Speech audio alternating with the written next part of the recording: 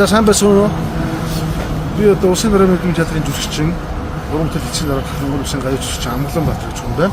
Би одоо театрын өмнөх талбай дээр та бүхэнд энэ бичлэгийг хүргэж байна. Өнөөдөр 3 сарын 16-ны нийт өдөр.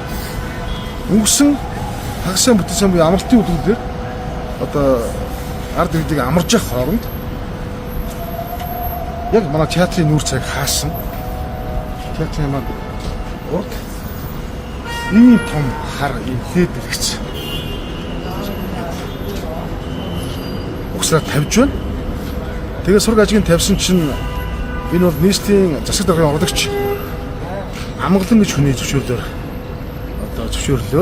одоо дарагдж байгаа гэж хэлж байна. Тэгсэн чинь тэр Амгалан гэдэг дарга нь болохоор ажиллаа өгсөн юм байна. Тэгээ одоо бол би мэдгүй гэсэн юм өгсөн. Тэр энэ одоо яг нийслэлийн төв талбайд нөгөө Улаанбаатар гэсэн бичиг маань энэ байж байна. Нэг ингэж хаачж байгаа. За ийш хамгийн гол одоо нөгөө манай Баал даргын гишүүн одоо цаана байгаа манай Улсын дарга мэдрэлийн театрын барилгыг бол үүрийг хаасан. Ийм мохо зүйлийг амралтын өдрүүдээр бас ард иргэдийг амарч явах тэ манай ажилтныг амарчсан байх хооронд ийм үйл явж байна. Тэгээд одоо энийг төр зогсоогооч гэдэг гэсэн одоо яг ледний компани хүмүүс болохоор бид нар бол угсах үүрэгтэй ажиллаа хийж байгаа гэсэн тийм тайлбар өгч байна. Ийм тог юм болж байгаа юм байна.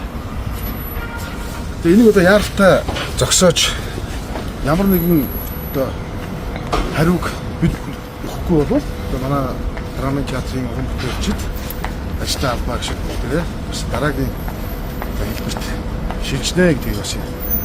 Энэгээр залхиулж хэлье гэж бодож байна. Ийм амар байж болохгүй шүү дээ. Амралтын өдөр бол 2 өдөр гэж байна. За